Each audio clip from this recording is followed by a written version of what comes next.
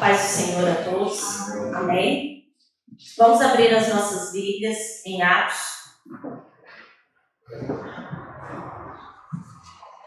Capítulo 9.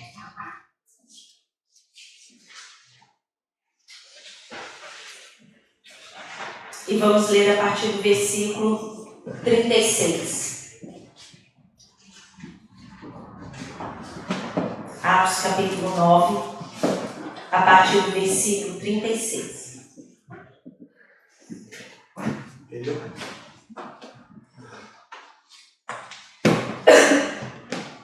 Diz assim a palavra do Senhor. E havia em Jope uma discípula chamada Tabita, que traduzido se diz Dorcas.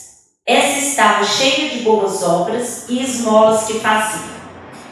E aconteceu naqueles dias que, enfermando, ela morreu, e tendo-a lavado, a depositaram num quarto alto. E como Lida era perto de Jope, ouvindo os discípulos que Pedro estava ali, lhe mandaram 2 varões, rogando-lhe que não se demorassem em vir ter com eles. E levantando-se Pedro foi com eles, e quando chegou, o levaram ao quarto alto. E todas as viúvas o rodearam, chorando e mostrando as túnicas e vestidos que Dorcas fizera quando estava com elas. Mas Pedro, fazendo-as sair todas, pôs-se de joelho e orou. E voltando-se para o corpo, disse: Tabita, levanta-te. E ela abriu os olhos e, vendo a Pedro, assentou-se. E ele, dando-lhe a mão, a levantou e, chamando os santos e as viúvas, apresentou-lhe viva. E foi isto notório por toda Jope, e muitos creram no Senhor. Amém. Senhor Jesus, ó Deus, nós te louvamos, Pai, pela oportunidade que nós temos, Senhor, de abrir a Tua palavra. Ou seja, Pai, da oportunidade que nós temos realmente de ouvi-lo falar conosco, Senhor. E que o Senhor encontre em nós realmente, Senhor, corações obedientes e servos tementes a Ti, ó Deus, não apenas para ouvir aquilo que o Senhor tem a nos dizer, a nos instruir, Senhor, mas realmente que o Senhor encontre em nós servos que praticam, Pai, que obedeçam, que cumprem, que seguem, ó Deus, os Teus mandamentos, Senhor. Seja conosco, Paizinho, e nos dê agora um momento realmente em que nós usufruamos, ó Deus, daquilo que o Senhor deseja-nos, ó Pai, dar. Em nome de Jesus. Amém. É interessante, meus irmãos, que esse milagre que acontece na vida, então, dessa mulher que nós lemos aqui, de Dorcas, ele realmente está no meio de outros 2 milagres. Antecedente a esse, nós temos um milagre que aconteceu em Lida, na vida de Enéas, que era um homem que já há 8 anos estava acamado, paralítico, e Pedro ali, sob realmente a autoridade de Jesus, em nome de Jesus, ele então ministra-lhe a cura sobre a vida daquele homem, e aquele homem ali torna-se, vamos dizer, um milagre ambulante, não é? Depois, em seguida, nós temos o relato do milagre de Dorcas, e em seguida um outro milagre que nós também podemos chamar assim de milagre, porque é a propagação do Evangelho, é a mensagem de salvação e a obra de salvação que realmente aconteceu em Cesareia, na casa então de Cornélio, o centurião. Mas nessa tarde nós realmente vamos ficar com o relato de Lucas em relação a essa mulher Dorcas, que esse era a versão do seu nome em grego, e Tabita, o nome em aramaico, essa é a única diferença. Esse nome significava gazela. Mas, na verdade, antes mesmo até de Lucas dizer o nome dessa mulher, Lucas está aqui a dizer quem ela era. E Lucas vai dizer que ela era uma discípula. E havia em Jope, ele faz referência ao lugar onde aquela mulher então habitava, em Jope, que não é uma cidade então desconhecida de nós, porque nós já ouvimos falar dela no Antigo Testamento, não é? Quando por lá passava, era uma cidade portuária, então Salomão aguardava até as madeiras vindas e passava-se por lá. E não só, nós também ouvimos a menção de Jó, quando Jonas, então, Deus fala e chama Jonas para que ele vá até Nínive, pregar então em Jope. Ele apanha um navio rumo a Tarsis. E depois ali realmente o Senhor chama de novo Jonas, porque ele é quem governa todas as coisas, ele é quem controla todas as coisas, ele é o dono da história, ele governa o mundo e coloca realmente de novo Jonas na centralidade da sua vontade. E pronto, nós conhecemos a história, sabemos que depois Jonas então vai até Nínive e ali a pregação é levada aqui do povo. Mas então habitava naquela cidade uma mulher que antes Lucas vai descrevê-la como uma discípula. E quando nós falamos em discípula e pensamos no conceito de discípulo, nós vamos ver que discípulo realmente é a pessoa que aprende, que recebe instrução, que segue a doutrina de outro. E aqui é um termo designado aos novos crentes, aos cristãos daquela época. E é interessante porque realmente Dorcas ela era uma discípula.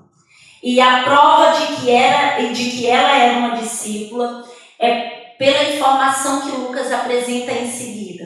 Ela fala, era uma discípula, Dorcas, cheia de boas obras e fazia esmolas. Esse estar cheio e abastado, no contexto que nós vivemos hoje, se calhar não seriam as boas obras que identificaria realmente um homem cheio, não é? Hoje na nossa sociedade, uma pessoa cheia é uma pessoa que realmente é cheia de bens materiais. O sinônimo de abastada é quando isso está ligado a uma vida de sucesso, vamos dizer assim. Não é? É um sinônimo de uma vida bem-sucedida. E não há mal nós termos as coisas.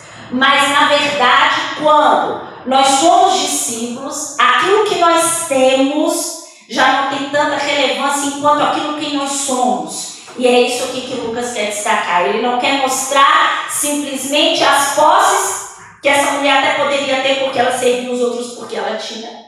Mas o que ele quer mostrar ali é realmente o que ela é. E o que ela faz é simplesmente resultado daquilo que ela, de fato, se tornou em Cristo Jesus. Nós estamos aqui diante de uma mulher que ela passa por toda essa transição em escutar a mensagem, em aceitar aquela mensagem, em reconhecer que Jesus realmente é o único e Salvador. Ela reconhece isso, ela torna-se seguidora desse Cristo, ela é distribuída no meio, no povoado, na comunidade dela, como uma discípula, como uma cristã, como uma santa, aquela que foi realmente separada do que vivia e agora em quem ela vive. E ela mostrava isso, através das suas obras. E mais uma vez, como já foi até mencionado aqui nessa tarde, as obras, elas não são um meio de salvação para o homem, mas ela é o resultado de que aquele homem foi alcançado e salvo por Cristo. Na verdade, o que nós temos aqui é que aquela mensagem que Dorcas escutou é que Jesus, na vida de Dorcas, e o nome que ela era, e como ela era identificada como uma discípula, não era simplesmente um título, mas ser discípula na vida de Dorcas era um estilo de vida. E é isso que eu quero pensar um pouco a respeito com os irmãos, porque quando nós somos alcançados e escutamos sobre a morte e a ressurreição de Cristo, porque muitos escutam. Não somente aqueles que foram salvos e alcançados, mas aqueles que também não aceitaram também escutam. E há dentro daqueles que se calhar ainda não tiveram o privilégio de entender que Jesus Cristo salva. Às vezes escutam essa história, que para eles é uma história, apenas como algo assim, bonito, né? Até se emocionam a ouvir e admiram isso. Mas o que Cristo fez na cruz do Calvário não foi uma obra de arte, percebe? Para ser admirada ou para causar até certa emoção. A obra de Cristo, na verdade, o que Cristo fez na cruz do Calvário foi uma obra de salvação, de redenção. O que aconteceu ali foi uma justificação. Foram os nossos pecados ali em Cristo que Ele levou para que nós hoje tivéssemos a oportunidade de estarmos apresentáveis diante de Deus. E ali Ele imputou a nós, garantiu a nós a vida eterna, porque esse Cordeiro já estava preparado antes da fundação do mundo. E quando nós entendemos muito bem isso, nós podemos inclusive usar as palavras de Paulo quando escreve aos Gálatas dizendo: já estou crucificado com Cristo e vivo não mais eu, mas Cristo vive em mim. E a vida que agora vivo na carne, vivo pela fé no Filho de Deus, o qual me amou e se entregou a si mesmo por mim. O termo cristão, discípulo, santos, já não diz respeito apenas com o título que nós temos, porque seguimos determinada doutrina. Isso torna-se um estilo de vida para nós. O sacrifício de Cristo é manifestado através das nossas vidas. A salvação em nossas vidas é demonstrada através das nossas obras. E foi o que aquela mulher fazia, era o que ela realmente exercitava, vamos dizer assim, era realmente o que ela mostrava na comunidade em que ela vivia, quando ela servia as viúvas e aqueles que mais necessitavam dos pobres. É interessante que hoje parece que o homem está tentado a fazer o caminho contrário do que realmente deveria ser. Hoje há muitos que se preocupam em atender às demandas do que o seu coração anseia enquanto apenas vida terrena. Hoje realmente tem muitos procurando a procura de ser cheios e ser cheios de tudo, né? Cheios de tudo o que um dia a traça e a ferrugem vai consumir. É por isso que Jesus diz assim: não ajunteis tesouros na terra, onde a traça e a ferrugem tudo consumem, e onde os ladrões minam e roubam, mas ajuntais tesouros no céu, onde nem a traça, nem a ferrugem consome, e onde os ladrões não minam nem roubam, porque onde estiver o vosso tesouro, aí estará também o vosso coração. E eu penso que Dorcas fazia o caminho contrário ao que hoje a sociedade faz. Ela começava com foco na eternidade e retrocedia aos dias na terra. Realmente as suas ações começavam para aquilo ali que era voltado para o que é eterno. E não somente para aquilo que a ferrugem lá vai construir. E o que nós pensamos hoje é como nós estamos a viver. Como nós estamos realmente a aproveitar o dom da vida. Se tudo que nós fazemos aqui se limita somente às coisas inerentes à terra, ao mundo físico, aquilo que um dia vai acabar e vai passar. Mas se de fato nós estamos a viver como alguém que está a juntar tesouros no céu, se o que nós temos tem essa valia da eternidade, tem o peso da eternidade, porque quando o nosso foco começa na eternidade, o que nós fazemos aqui ganha outro valor. Nós temos motivação para outras coisas. E é interessante nós pensarmos assim. Por quê? Porque nós vamos ver adiante o que acontece com Dorcas. Dorcas fica enfermo e morre.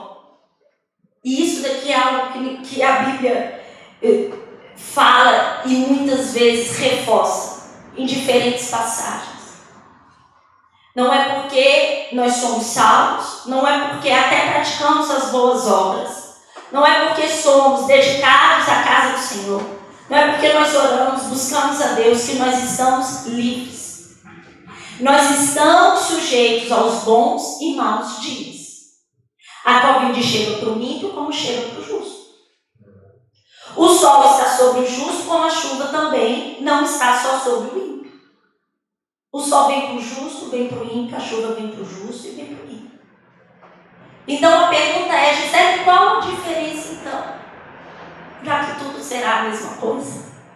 A diferença está em você não estar só.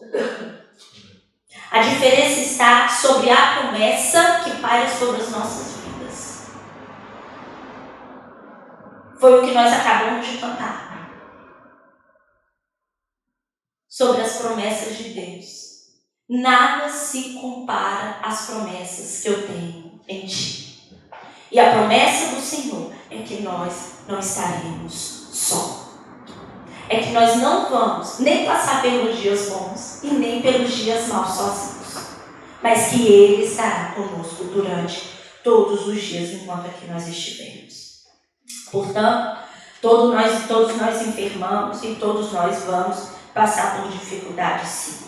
Mas o Senhor está conosco. Amém. E o que acontece na continuidade dessa passagem é que aquele povo, se calhar os outros cristãos, estavam já preparados para o sepultamento. E para isso a prática era lavar-se o corpo, depois de lavar era ungido, e assim dava-se prosseguimento a todo o sepultamento funerário, que às vezes até acontecia no mesmo dia. Mas o interessante aqui é que enquanto eles lavavam o corpo daquela serva de Deus, eles pensaram, calma aí, Pedro está em vida.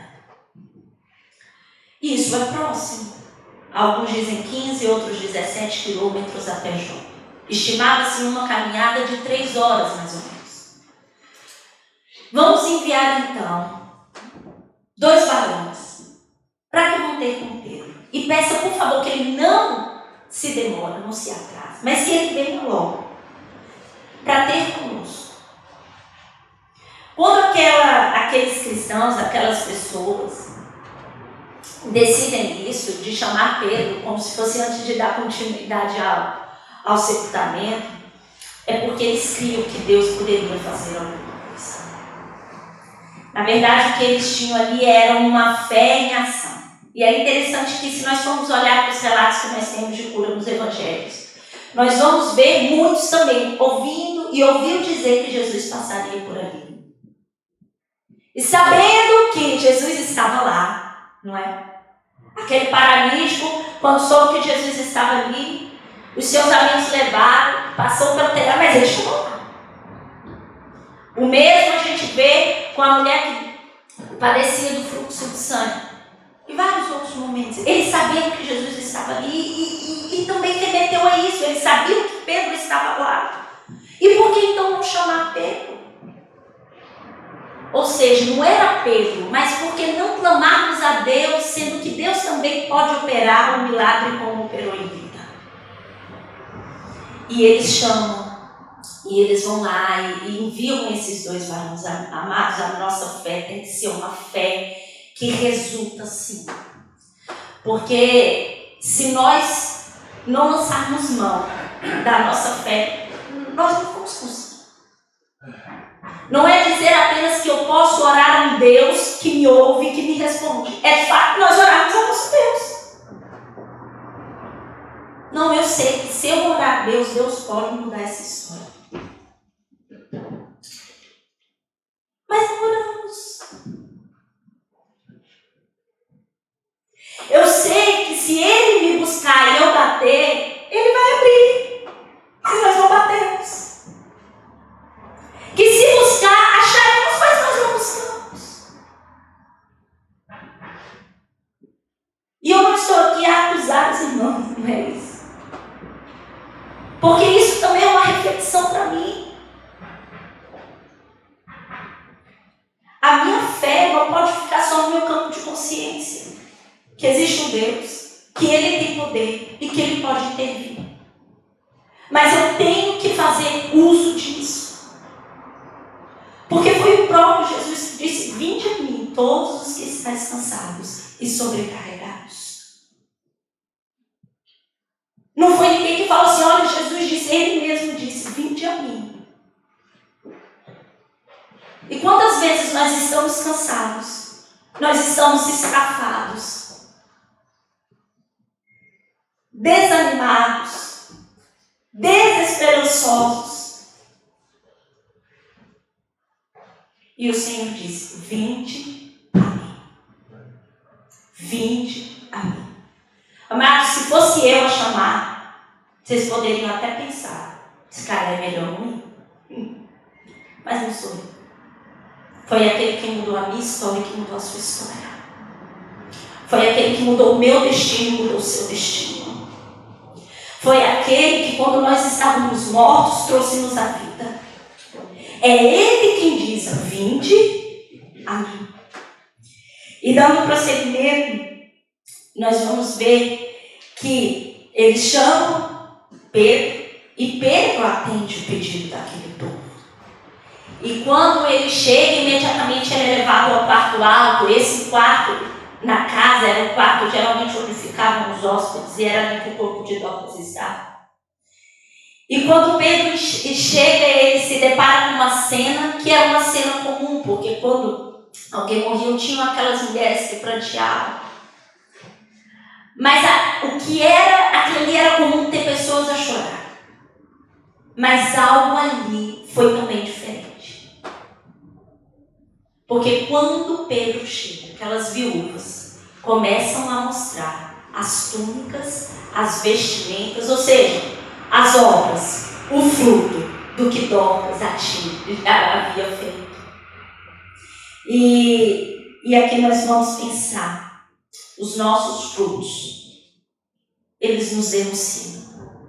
Porque quando Jesus está a falar, e aqui ele menciona, quando ele menciona isso, ele está a falar sobre os falsos profetas, nós temos o registro em Mateus, ele diz semelhantemente, está a falar dos falsos mestres, pronto, semelhantemente toda árvore boa dá frutos bons, mas a árvore ruim dá frutos ruins. A árvore boa não pode dar frutos ruins, nem a árvore ruim pode dar frutos bons. Toda árvore que não produz bons frutos é cortada e lançada ao fogo. Assim, pelos seus frutos, vocês os reconhecerão os falsos mestres. E nós também somos conhecidos por aquilo que nós fazemos. É por isso que Jesus também disse: vários e dei bons frutos e por vossos frutos permanecem. Mas o mesmo Deus que nos imputou a responsabilidade de frutificarmos, disse também que nós teríamos condições de frutificar. Por quê? Porque ele diz assim: eu sou a videira, vós as varas, e quem está em mim e eu nele, este dá muito fruto, porque sem mim nada podereis fazer. Então frutificar não é uma hipótese na vida do cristão. Frutificar é uma realidade. Por quê? Porque nós estamos em Cristo, meus amados. Fora de Cristo, nada podemos fazer. Mas em Cristo nós podemos fazer. E este fruto, que é o amor que está ali imputado nas obras, que fica, que permanece. Porque quando aquelas mulheres mostravam as túnicas, mostravam as vestimentas, elas não estavam simplesmente mostrando algo material, a matéria-se. O que elas estavam demonstrando é que existia uma serva temente ao Senhor, que entendeu que como o Pai me amou, que como eu amei vocês também devem amar. Aquilo ali estava a demonstração de uma mulher que se abdicou, de uma mulher que amou o próximo, de uma mulher que serviu, assim como o Filho do Homem não veio para ser servido, mas para servir. E ela foi essa pessoa, ela foi essa discípula, ela foi essa mulher. Onde o resultado, a roupa, a túnica, era simplesmente a materialização desse amor, desse serviço. E realmente dessa fidelidade que ela tinha com o Senhor. Era um testemunho. E qual tem sido o meu testemunho? Diante da palavra do Senhor, primeiro pergunto a mim, Gisele, qual tem sido o seu testemunho? Se hoje estivessem a preparar o meu corpo para um sepultamento, será que haveriam pessoas para dizer assim, tinha alguns frutos? Será que a igreja poderia falar isso? A minha família poderia dizer isso? O meu ambiente de trabalho poderia dizer isso? A minha vizinhança poderia dizer isso? E Pedro escuta tudo aquilo, vê tudo aquilo. Eu imagino Pedro assim muito atento, mas ao mesmo tempo assim, bem, Senhor, faz. E é tão, eu não sei os irmãos, mas quando Lucas relata que Pedro pede para que todos saiam, não é? E ele lembra quando é até mesmo um comportamento aqui que ele repete quando Jesus cura a filha de Jairo. Pede para que eles estavam chorando saírem. E ele pede para que todos saiam. E Lucas diz no seu relato que Pedro ajoelha e ora e clama ao Senhor. Meus amados, em momento nenhum ele poderia ter pensado assim: poxa, Deus acabou de me usar procurar Enéas. Então, tá tudo certo. No meio de todo mundo, Tabita, levanta! Estava feito. Eu não estou dizendo que Deus não poderia ter feito isso, mas eu quero destacar aqui o comportamento de Pedro, de querer estar com Cristo, se submeter diante de Deus, clamar ao Senhor em favor, interceder juntamente com aqueles irmãos. Não quer dizer que se Deus não tivesse ressuscitado a Dorcas, aquela comunidade estaria desamparada, vamos dizer assim. Não é. Mas Deus tinha um propósito naquilo ali, e Deus traz a vida, devolve a vida de novo a Dorcas. Mas eu não sei se os irmãos percebem a diferença de Pedro aqui, quando a gente olha Pedro lá, quando ele passa a espada, né, na orelha de Malco e quer resolver as coisas assim logo no ímpeto. E agora a gente tem um Pedro assim realmente centrado, a ponto de dizer: vocês sabem, e eu preciso. Realmente ele não disse a eles, mas ele ajoelha e ele ora ao Senhor. E quando ele ora a Deus, ele é direcionado por Deus. Porque não foi pego, porque ele ressuscitou. E ele então olha para o corpo e diz: Tabita, levanta-te. Amados, todas as vezes que nós nos ajoelhamos, oramos, clamamos ao Senhor, o Senhor nos direciona. O Senhor nos direciona. E o que Jesus fez aqui, a obra de Deus aqui, foi devolver vida. Porque o trabalho daquela mulher fazia diferença para aquela comunidade. Quando Deus também fez com que Enéas andasse, nós temos aqui registrado também por Lucas, que todos que viram aquilo ali, muitos que viram, creram e passaram a crer no Senhor Jesus. E não foi diferente aqui na vida de Dorcas. Muitos que ouviram também passaram a crer no Senhor Jesus através do meio daquele milagre. Esse é o maior objetivo do Senhor nas nossas vidas. E nos abençoar que o nome dele seja glorificado e exaltado. E foi. Mas eu quero dizer que aquela mulher fazia diferença naquela comunidade. Meu irmão e minha irmã, você faz a diferença nessa comunidade. Ô Gisele, mas eu já tenho 80. Minha irmã, os seus 80 ainda é a diferença que eles chegam.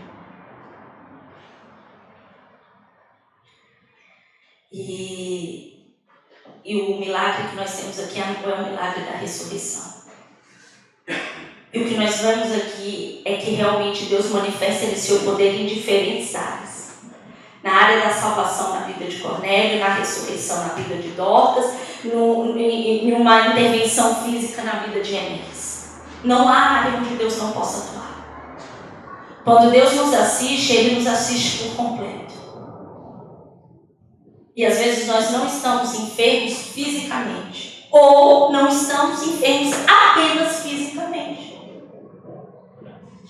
mas estamos enfermos emocionalmente, espiritualmente. E nessa tarde, meus irmãos, o Senhor leva vida aonde não há mais vida. Que qualquer que seja a área que foi afetada em nós, que o Senhor possa realmente ouvir a nossa oração, o nosso clamor. E dizer assim: Senhor, aviva em mim.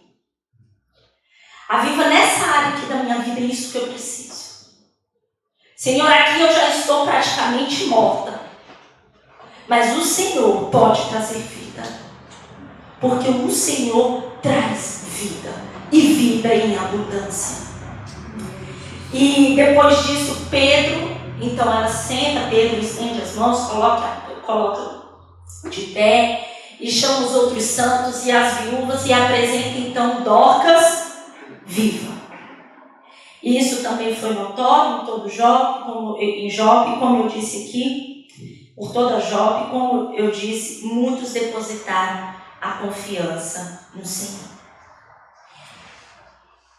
Eu sei que o Senhor ministra aos nossos corações individualmente quando nós lemos a palavra dele. Mas eu particularmente vejo assim uma comunidade em movimento, uma comunidade servindo, uma comunidade com todo afinco, trabalhando, confiando no Senhor. Não, chama lá, manda 2. Não, vamos orar, Deus pode devolver a vida, Deus devolve. Aquilo ali gera testemunho, aquilo ali trabalhando, acontecendo, sabe? A igreja com vigor, e isso é muito importante, meus irmãos. E diante disso, a minha oração é que o desejo e o afinco de nós trabalharmos para o Senhor não morra em nós. E se há, como eu disse, em nossa vida, áreas que se encontrem afetadas pelo desânimo, tristeza e angústia, que o Senhor possa fazer um milagre de ressurreição nelas. Nós não estamos sozinhos. O Senhor está conosco. E nós não estamos só aqui em comunidade. Porque, amados, se nós virarmos para o lado, nós vamos ter alguém. Porque o Senhor reservou esse corpo, para este tempo, para nos ajudarmos, para nos animarmos, para levantarmos, para agirmos, para trabalharmos para o Senhor. E como foi em Jope, em vida, será aqui. Amém? Amém. E muitos verão e crerão. E nós diremos: quão grande é o nosso Deus. Amém? Senhor.